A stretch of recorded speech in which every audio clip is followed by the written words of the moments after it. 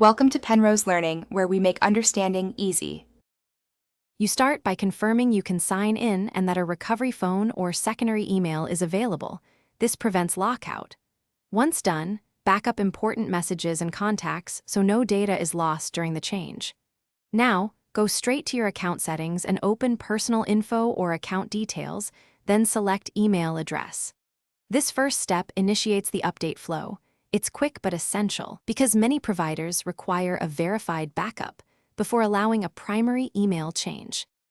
You'll now enter the replacement address. Type slowly and check domain spelling to avoid typos that lock you out.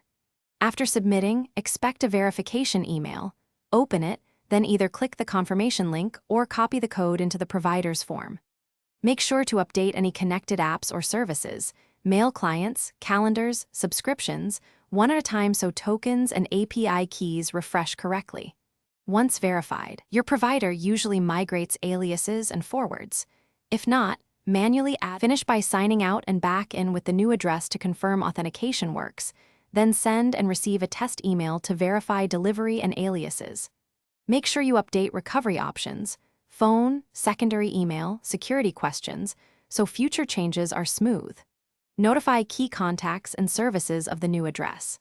If something fails, clear your browser cache or try another device. If problems persist, use the provider's account recovery or support chat and provide the verification timestamps and error messages for.